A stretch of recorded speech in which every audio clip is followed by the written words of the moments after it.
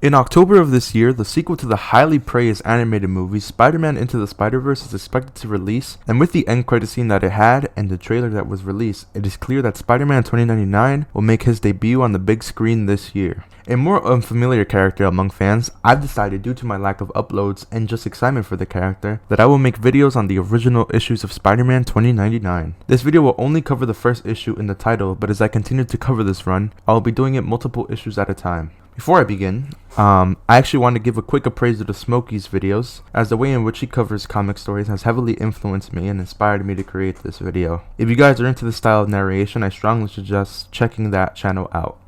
Written by Peter David with art from Rick Leonardi, which I actually have a signature from, no joke. I actually have a signed copy of this issue, like specifically, and hopefully I put a picture of it in this video.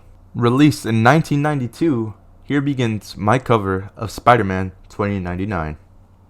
The issue begins with a bit of exposition of the setting, telling us that this place is New York in the year 2099. Flying cars are now common in this world, and we can see a group of people driving at night alongside skyscrapers. The group of people are having a conversation in which they debate whether or not they will get caught red-handed by someone, but their conversation is quickly interrupted as one of the people in the car yells out, "What the shock is that?" I know this is the future and everything, but do they really expect me to believe that the word shock was gonna become a phrase in the year 2099? Anyways, we're then greeted by a double-page splash artwork which features none other than Spider-Man 2099, who is currently being chased by the public eye, the authority figures of this world. The officers threaten Spider-Man by telling him that they will use deadly force, but some are left in awe due to Spider-Man's speed. In a conversation between the officers, it is made apparent that a company named Alchemax wants to capture Spider-Man, and as they continue their chase, they lose him until one of the officers looks up and yells out, "Sarge, above you!" Spider-Man is spotted perched on the side of a building, and as he continues crawling, the officers yell fire, and they proceed to shoot what looks like energy beams. An officer then lets Spider-Man know that they only fired warning shots, but Spider-Man continues to ignore them and leaps away from the officers, letting himself freefall, making one of the officers believe that he's about to kill himself. A more intelligent officer yells out that he will simply break his fall with his webbed airfoils, aka his web wings. And as Spider-Man continues freefalling, an officer attempts to charge Spider-Man head on, but Spider-Man simply lands on the body of the officer and proceeds to scratch the living shit out of him with what appears to be talons or claws coming out of his fingers. Spider-Man then hijacks the officer's vehicle and says his first line of dialogue, telling people around the area to move out of the way as he is feet away from crashing the vehicle into the ground.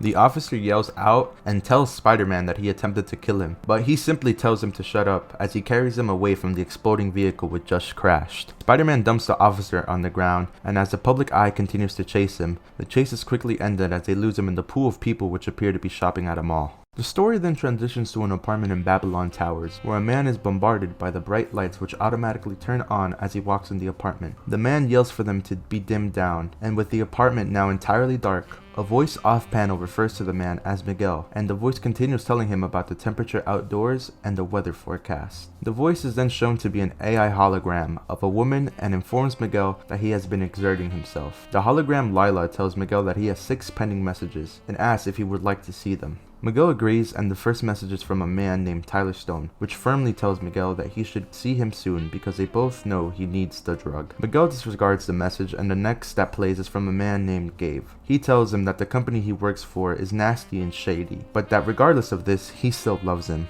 Miguel dumps his message as well and moves on to the next. This time it's from his fiancée, Dana, in which she expressed the concern she has for him and how scared she was from the way Miguel acted under the influence of this unnamed drug. Before Dana can show any more sympathy, however, Miguel informs Lila to dump that message and the remaining 3 that he has. Lila then tells Miguel that his behavior is unusual and that he hasn't made any journal entries in the last 5 days. Miguel then tells Lila to go into journal mode and to write down everything he's about to say. I don't know how I feel about Miguel's relationship with Lila. I know she's an AI and all, but I don't know, something about it feels sexist. I feel like there's a panel somewhere where Miguel just tells Lila to make him a sandwich. The scene then transitions to a flashback in which Miguel is having a conversation with a man named Aaron. Aaron mentions that Miguel is the head of the project he's working on, but tries to make it clear that he's the superior of Miguel. They continue to have a semi-hostile conversation in which they both highlight the fact that they don't like each other. Miguel mentions that they are working on altering the genetic structures of animals and proceeds to open a book/file and show it to Aaron. The book/file, which is now a stack of papers, contains a picture of Spider-Man, but the original Peter Parker from our present day. Miguel shows this to Aaron and tells him Spider-Man is a prime example of what they can achieve by altering the genetic structure of animals and people. Miguel then tells Aaron that testing has to be done slowly, and before Aaron can object, their conversation is interrupted by Tyler Stone, an important figure in Alchemax. Tyler Stone tells Miguel that he needs results regarding his research and tests, but Miguel objects, telling him that testing on humans at this stage would be reckless. Stone ignores this remark and presents Miguel to a convicted criminal named Mr. Sims, who rather than face 40 years in jail has voluntarily agreed to be a test subject in the Raider program. Miguel once again tells everyone that this is crazy, but Mr. Sims insists on being a test subject. Sims is now clothless on a testing chair, while Miguel reluctantly begins the experiment, informing Sims that they will tinker with his genetic structure to give him augmented strength. The transformation chamber is then activated, and once the experiment is over, Miguel heads down to the testing area and lifts the chamber. Mid-sentence, Miguel begins to get choked by Sims to reveal he is no longer a man, but a deformed monster. I won't even lie, it's like actually pretty ugly, and it's naked, so it's like a double whammy. It's pretty bad.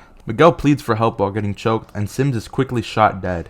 Tyler Stone, while watching all of this, cold-heartedly disregards his death and tells Miguel that the results were really positive because he broke free from his restraints. The scene quickly transitions to Tyler Stone's office, where Miguel announces his resignation after witnessing the horror down at the lab. Before Miguel can leave, however, Stone serves Miguel a glass of wine and accepts his loss, telling Miguel he respects his decision and informs him that no matter where Miguel goes, he will leave a good word on his behalf. Stone cheers for a bright future, but Miguel is the only one to take a sip from his glass, and Stone mentions that he still hopes he reconsiders. Miguel attempts to shut the idea down, but Stone then informs him that he has drugged his glass of wine with an apparently legal hallucinogen named Rapture. Stone then informs him of how addictive the drug is and how he'd die without it. Stone makes things worse by telling Miguel that the only place he can acquire Rapture to continue living is at Alchemax, and that he is more than free to resign, but threatens him, telling Miguel he won't like the consequences. Miguel is then seen entering his apartment while Dana exercises with Lila. Miguel obviously looks like he's in some sort of trouble, and Dana runs to him trying to understand the situation, but Miguel just pimp slaps the crap out of Dana, telling her to get away. Man, the evidence for Miguel being a sexist just keeps piling on.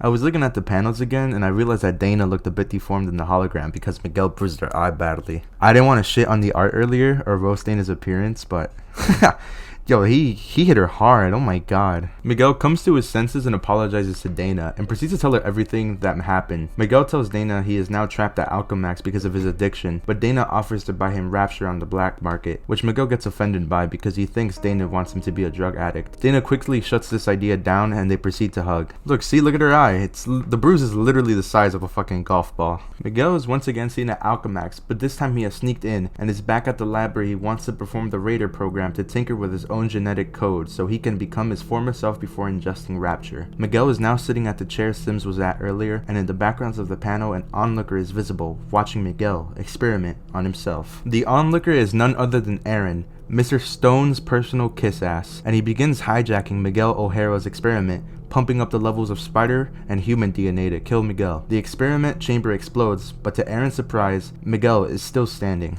Aaron, being the kiss ass he is, he attempts to flip the situation on Miguel, blaming him for the explosion of the experiment chamber. Miguel, however, ignores Aaron, which just angers him more, and Aaron proceeds to tell Miguel to look at him when he is speaking to him. Aaron then uses physical force to turn Miguel, to then see Miguel, with bright, white, empty eyes, fangs, and talons coming out of his fingers. The end. If you guys enjoyed this video, please leave a like or a comment. I would like to know what you guys think of Spider-Man 2099 and this story. Hopefully the next video doesn't take too long to come out. Goodbye.